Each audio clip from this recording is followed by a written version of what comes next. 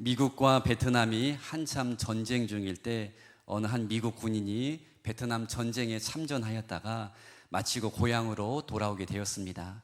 그는 돌아오는 공항에서 먼저 집에 계신 부모님께 전화를 했다라고 하는데요. 그리고 조금은 망설이는 목소리로 이렇게 부모님께 이야기를 했습니다. 아버지, 어머니, 제가 곧 고향으로 돌아가는데 친구 한 명과 함께 가도 될까요? 이렇게 물었습니다. 그러자 부모님이 흔쾌히 그럼 되지, 친구 데리고 와라, 이렇게 말씀을 하셨습니다. 그런데 이 말을 들은 아들이 다시 한번 조심스럽게 부모님에게 또 이렇게 이야기를 했습니다. 그런데 제 친구는 전쟁 중에 부상을 당해서 팔 하나와 다리 하나가 없어요. 그래서 사실 갈 데가 없는데 우리 집에서 함께 계속 살면 안 될까요? 이렇게 아들이 이야기를 했습니다. 그러자 부모님들이 난색을 표하면서 그런 친구라면 우리 형편상 함께 살 수가 없다, 이렇게 거절 의사를 밝혔습니다. 이 말을 들은 아들은 알겠다라고 대답하면서 힘없이 전화를 끊었습니다. 그리고 며칠이 지났는데도 아들이 집에 도착을 하지 않았습니다. 그러던 중에 경찰서에서 전화가 왔는데 모처에서 사람이 떨어져서 사망을 했는데 인적 사항을 보니 당신의 아들과 비슷한 것 같아서 꼭 직접 와서 확인을 해달라는 요청 전화였습니다. 곧바로 부모는 달려갔고 영안실에 누운 한 청년의 얼굴을 확인한 결과 자신의 아들이 맞았습니다. 그런데 자세히 그 아들의 몸을 보니 그는 팔 하나와 다리 하나가 없었습니다. 그리고 곧바로 부모님들은 깨닫게 되었습니다. 아들이 데리고 오겠다는 그 친구가 바로 아들 자신이었다는 것을 알게 되었던 겁니다. 여러분, 우리가 이 짧은 이야기를 통해서도 깨달을 수 있는 교훈이 무엇일까요? 서로 깊은 대화를 통해 좀 더 이해하고 공감하는 마음이 있었더라면 이러한 비극은 일어나지 않았을 것이다 라는 것입니다. 부모의 입장에서 비록 친구의 이야기라고 하지만 아들의 이야기를 좀 더 귀담아 들어주고 어떻게 그렇게 된 것인지 일단 함께 만나서 좀 이야기를 하자, 이렇게 조금 더 아들의 마음을 공감해 주었더라면 하는 아쉬움이 남습니다. 또한 아들의 입장에서도 조금만 부모의 형편과 상황을 공감하면서 직접 집에 와서 함께 자신의 아픔을 공유했더라면 자녀의 죽음이라는 더 큰 상처를 부모에게 남기지는 않았을 것입니다. 오늘 말씀의 제목 안에도 있지만 공감이라는 것은 공통된 감정의 축약형인데 공유된 정서, 대리적 정서라고도 부릅니다. 더 쉽게 말씀을 드리면 상대방의 마음이나 감정을 마치 내 것처럼 이해하고 느끼는 그런 정서적인 상태가 공감이라는 것입니다. 그런데 많은 사회학자들이 이야기하지만 지적으로나 외적으로 뛰어난 사람보다 공감 능력이 뛰어난 사람이 훨씬 더 사회생활을 잘하고 대인관계가 원만하다, 이렇게 이야기를 합니다. 그래서 요즘은 많은 전문가들이 이야기하기를 커뮤니케이션의 핵심은 공감 능력이고 사회생활의 성공 여부 역시 이 공감 능력에 달려 있습니다, 이렇게 전문가들이 이야기를 합니다. 즉 내가 아무리 똑똑하고 잘나고 뛰어난 능력을 가지고 있어도 상대방의 마음과 생각 그리고 감정을 잘 이해하는 능력이 부족하면 조직 생활에서도 성공할 수 없고 상대방과 깊은 대화를 할 수 없다라는 것입니다. 그래서 요즘은 목회자에게도 가장 크게 요구되는 덕목이 바로 공감 능력입니다. 예전에는 교회 안에서 설교를 잘하는 목사님이 최고였는데 최근에는 전 국민에게 정신적인 아픔이 있다라고 말할 정도로 누구나 삶 속에 무거운 짐이 없는 사람이 없고 매일매일 우리는 삶 속에서 스트레스 속에 살고 있기 때문에 자신의 아픔과 상처를 잘 이해해주고 또한 함께 마음을 나눠주고 또 기도해 줄 수 있는 이렇게 공감 능력이 뛰어난 목회자가 오히려 존경을 받고 있다는 것입니다. 이와 같이 여러분, 우리의 삶의 모든 영역 가운데 아주 중요한 역할을 하는 것이 바로 상대방의 마음, 감정, 생각을 내가 헤아려 줄 수 있는 공감 능력이라는 것입니다.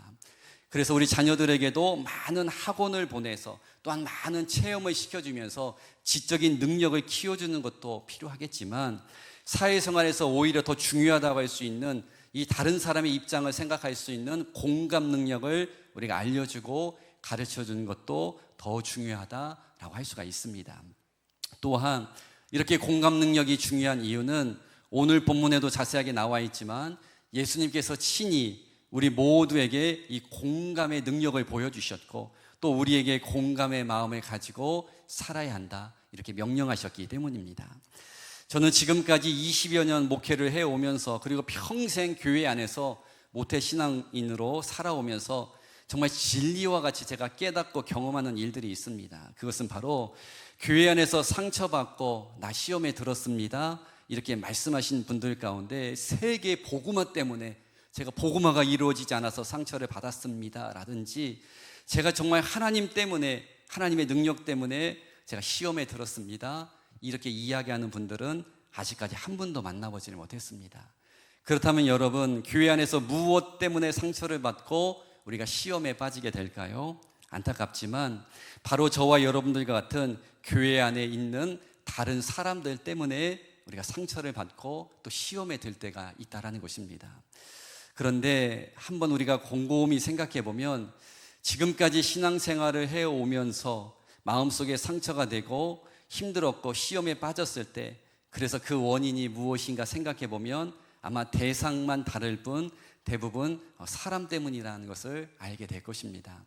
물론 이러한 일은 교회 안에서만 일어나는 것이 아니고 가정 안에서도 직장에서도 또 사업의 현장에서도 우리 삶의 모든 곳에서 다 일어날 수가 있습니다. 그런데 오늘 자세하게 나누겠지만 우리가 오늘 주제로 나누려고 하는 공감 능력이 조금이라도 우리 가운데 훈련이 되어 있다라면 많은 상처와 시험을 우리가 줄일 수 있다는 것입니다. 왜냐하면 사람은 누구나 자기 중심적 사고와 마음을 다 가지고 있기 때문입니다.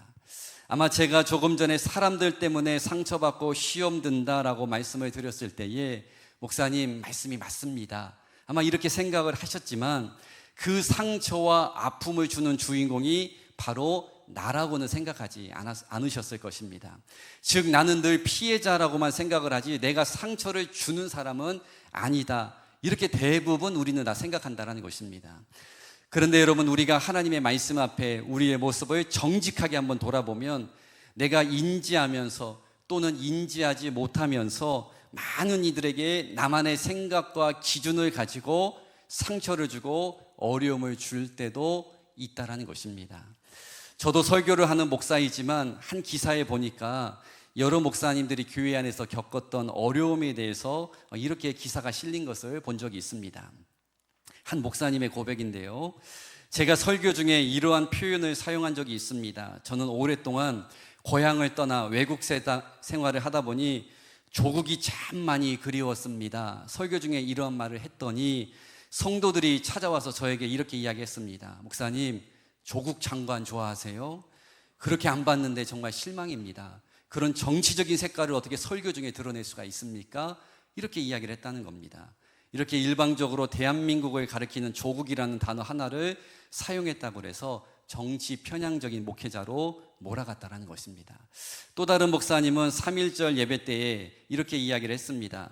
그리스도인은 태극기를 사랑해야 합니다. 그렇게 이야기했더니 또 일부 성도들이 찾아와서 목사님 언제부터 태극기 부대였습니까? 정말 실망입니다. 또 이렇게 이야기를 했다는 것입니다. 이처럼 사람은 자신이 생각하고 싶은 대로 자신에게 보이는 대로만 판단하는 경향이 있어서 우리가 공감해 주기보다는 어쩌면 판단하고 평가하는 것이 더 익숙하다라고 할 수가 있습니다. 오늘 본문에도 보면 이렇게 자신들이 아닌 타인에게 내로남불의 기준을 적용하는 사람들이 있었습니다. 바로 그 유명한 바리새인들과 율법 교사들인데요. 오늘 본문 당시에 세례 요한이 메시아를 예비하는 회개의 메시지를 선포하고 있었습니다. 그런데 오늘 본문 30절에도 나오지만 이러한 세례 요한의 메시지도 그리고 그의 세례도 거부하는 사람들이 있었는데 그들이 바로 바리새인들과 율법 교사들이었습니다. 29절에 보면 당시 대부분의 사람들이 요한을 인정하면서 그의 앞에서 세례를 받았습니다. 한마디로 요한이 전하는 메시지를 하나님의 말씀으로 받았다는 것입니다.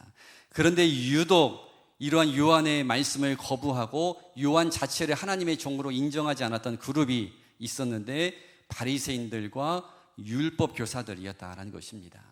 당시 역사학자였던 요세푸스에 따르면 예수님 당시 예루살렘 성 안에는 6,000명 정도의 바리새인들이 살았는데 그 중에 그러니까 전체 인구가 60만이었고 약 1%가 되는 수치가 바리새인들이었습니다.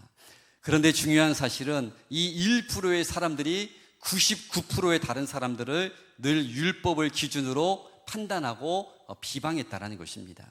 자신들은 매일 율법에 따라서 금식을 하고 정기적으로 하루에 3번씩 기도도 하고 정확하게 11조도 하고 또한 율법의 강령에 따라서 안식일에 노동도 안 하고 이렇게 철저하게 구별된 삶을 살아가는데 자신들의 눈에 비친 다른 사람들은 이방인처럼 전혀 거룩한 삶을 살고 있지 않았기 때문에 신약 성경에 자주 나오지만 그들은 예수님뿐만 아니라 많은 사람들을 평가하고 어쩌면 심판하는 자리에 앉아 있었다는 것입니다.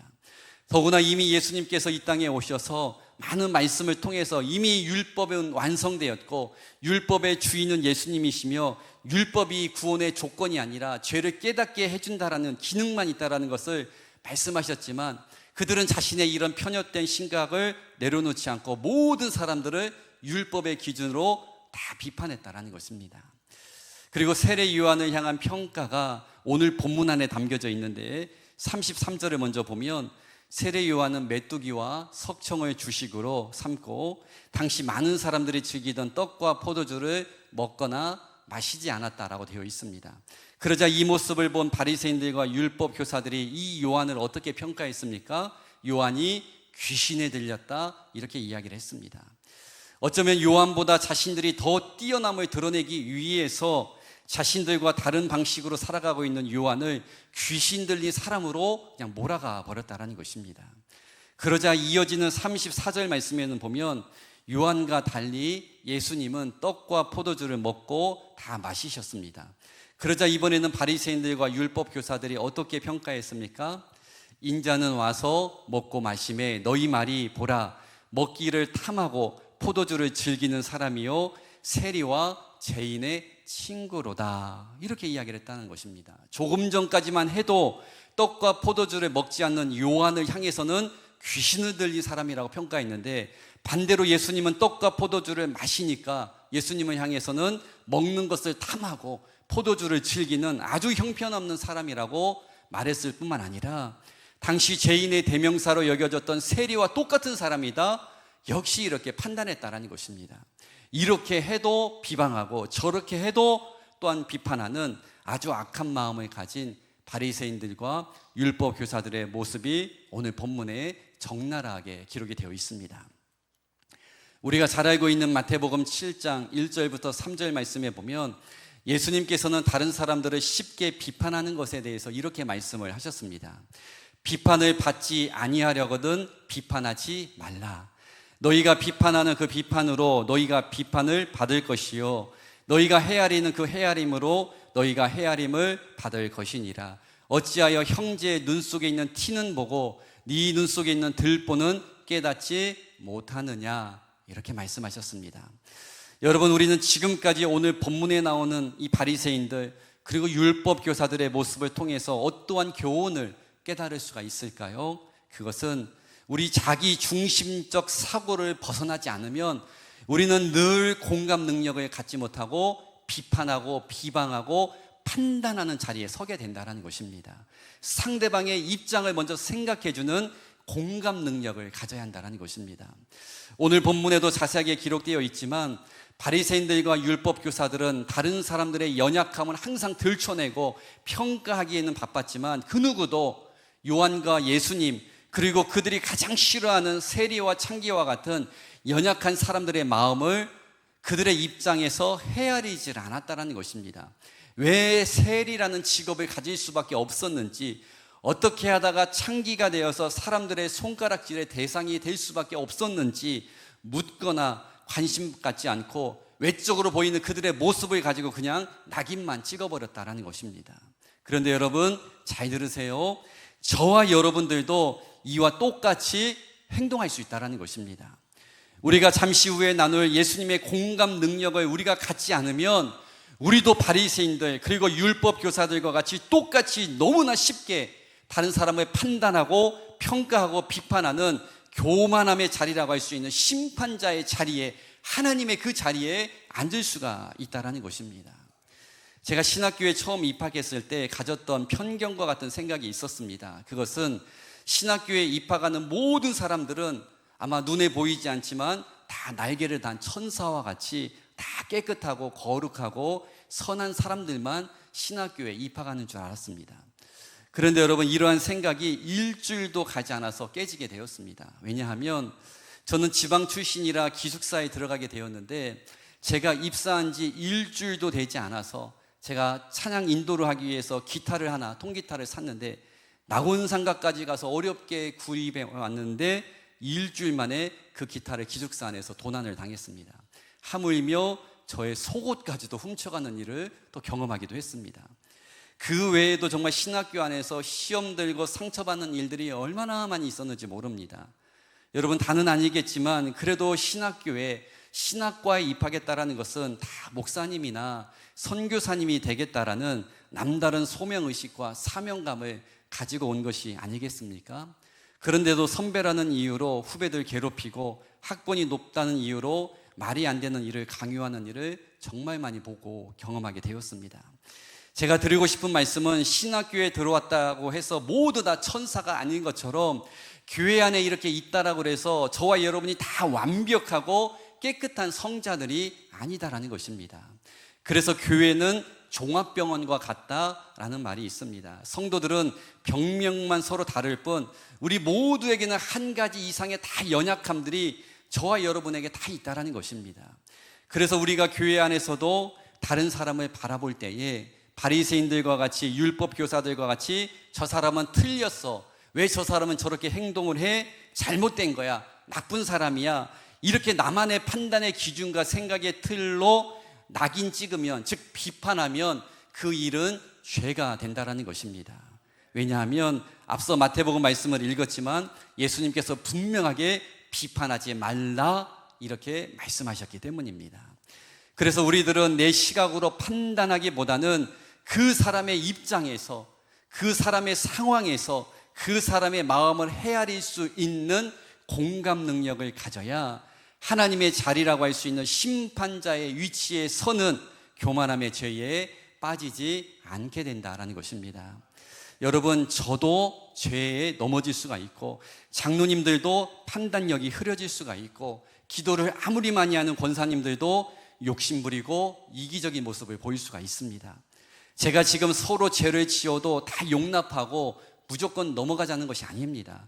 그 일을 평가하고 판단하는 것보다 더 우선되어져야 하는 일이 예수님의 마음을 가지고 그 영혼을 볼 수 있어야 한다는 것입니다. 여러분, 성경 어디에 보아도 하나님께서 사람이 죄를 지었다라고 해서 즉시로 하나님께서 그 사람을 버리고 그 사람과의 관계를 끊지 않으셨습니다. 오히려 반대로 하나님께서는 구약시대에 계속해서 이스라엘 백성들이 끊임없이 하나님을 배신하고 계속해서 우상을 숭배하고 하나님께서 원치 않는 길을 걸어가도 그들을 절대로 포기하지 않으셨고 계속해서 하나님의 선지자들을 보내셔서 하나님의 뜻을 전달하고 다시 한번 하나님 쪽으로 돌이킬 수 있도록 계속해서 용서하고 이해하고 용납하시고 자비를 베풀어 주셨다는 것입니다. 그리고 만약 지금도 하나님께서 공의라는 기준으로만 저와 여러분들을 평가하신다면 이곳에 계신 분들 가운데 천국에 들어가고 제 용서를 받을 분 한 분도 없을 겁니다. 우리는 마음으로 생각으로 끊임없이 매일매일 죄를 지을 수 있는 존재이기 때문입니다. 이처럼 하나님의 사랑과 긍휼과 자비가 우리들의 삶 가운데 오늘도 내일도 아니 영원토록 흘러가고 있다는 것입니다. 그런데 왜 우리는 이렇게 다 용서받고 다 이해받고 하나님께 다 용납함을 받았는데 우리 앞에 있는 다른 사람들을 용서하지 못하고 이해하지 못하고 왜 계속 판단하고 평가하고 더 나아가 심판하고 있느냐라는 것입니다. 여러분, 용서하시면서 들으세요. 저와 여러분들이 하나님이 그토록 사랑하시는 영혼들을 그렇게 쉽게 평가할 만큼 대단한 존재들이십니까? 여러분들은 하나님만큼 그렇게 거룩한 분들입니까? 왜 우리도 그렇게 완벽하게 살지 못하는데 너무나 쉽게 그리고 아무렇지도 않게 하나님의 자리에 앉아서 다른 사람을 비판하고 평가하고 그냥 우리가 재판을 하느냐라는 것입니다. 그렇다면 여러분, 우리가 예수님께 배워야 할 이 공감 능력의 내용이 무엇일까요? 오늘 빌립보서 2장 5절에 기록이 되어 있는데 제가 8절까지 말씀을 한번 읽어보도록 하겠습니다. 너희 마음에 이 마음을 품으라. 곧 그리스도 예수의 마음이니 그는 근본 하나님의 본체시나 하나님과 동등됨을 취할 것으로 여기지 아니하시고 오히려 자기를 비워 종의 형체를 가지사 사람들과 같이 되셨고 사람의 모양으로 나타나사 자기를 낮추시고 죽기까지 복종하셨으니 곧 십자가에 죽으심이라. 이 말씀에 정확하게 나와 있지만 하나님께서는 우리에게 예수님의 마음을 품어야 한다 이렇게 명령하셨습니다. 그리고 그 예수님의 마음이 무엇인지 두 가지를 알려주셨는데, 첫 번째가 7절에 나오는 자기를 내려놓는, 즉 자기를 비우는 삶을 살아야 한다는 것이고, 또 한 가지는 8절에 보면 자기를 낮추라는 것입니다. 반대로 말하면 다른 사람을 높여주고 나는 그 앞에 낮아져야 한다는 것입니다. 즉 우리가 다른 사람들을 먼저 평가하고 비판하기보다는 공감하는 마음을 가지기 위해서는 예수님처럼 내 생각, 내 감정, 내 생각의 틀을 먼저 철저하게 비우고 낮추는 삶이 선행되어져야 예수님의 마음이라고 할 수 있는 공감 능력을 우리가 가질 수가 있다는 것입니다. 즉 다른 사람의 처지가 내가 먼저 되어보는 것이고 다른 사람의 마음속으로 들어가는 공감 능력이 우리 가운데 있어야 한다는 것입니다. 그래서 신약 성경에 나오는 예수님의 공생의 모습을 보면 예수님께서는 그 어떠한 대상을 평가하시기 전에 항상 그들의 마음을 먼저 공감해 주셨습니다. 모든 사람들이 가늠한 여인을 향해서 율법의 기준만으로 다 돌로 쳐서 죽여야 합니다 이야기했을 때 예수님이 무엇이라고 말씀하셨습니까? 죄 없는 자가 먼저 쳐라. 즉 여인의 마음을 먼저 헤아려 주셨고, 세리장이라는 직업 때문에 모든 사람들에게 왕따당해서 아무도 그와 대화하지를 않고 외로움 가운데 있었던, 그래서 돌 무화과 나무에 올라서 멀리에서만 예수님을 바라볼 수밖에 없었던 그 삭개오의 마음을 헤아려 주셨기 때문에 다른 사람들이 반대했지만 세리장이었던 그의 집에 들어가서 오랫동안 교제해 주셨다는 것입니다.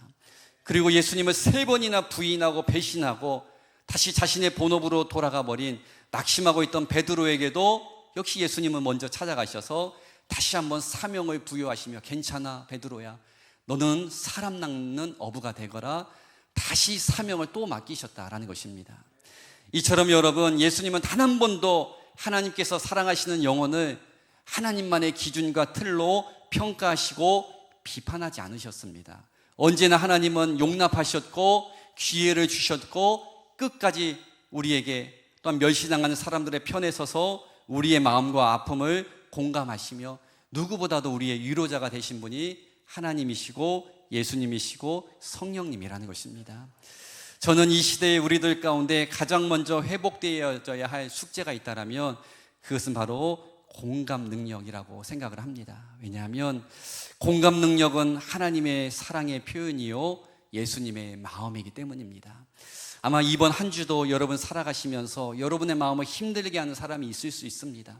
때로는 원인 모를 이유로 나를 괴롭히는 사람이 있을 수도 있고, 때로는 내 마음에 아픈 말을 하는 분도 있을 수 있습니다. 그럴 때에 세상 사람들과 같이 똑같이 대응하지 마시고, 우리가 성경에도 보면은 악을 선으로 이기라 말씀하셨잖아요. 그렇기 때문에 우리는 오늘 말씀을 통해서 배운 이 공감 능력, 다른 사람의 입장을 또 헤아려 보는 예수님의 마음을 소유하셔서 저 사람을 통해서 하나님이 나를 훈련시키시는구나, 또 저 사람이 저렇게 말하게 된 이유가 있을 거야 라고 오히려 상대방의 입장에서 또한 돌아봄을 통해서 또한 성령의 도움으로 이번 한 주도 공감 능력을 가지고 예수님을 보여줄 수 있는 신실한 삶을 살아갈 수 있기를 주님의 이름으로 간절히 축복합니다.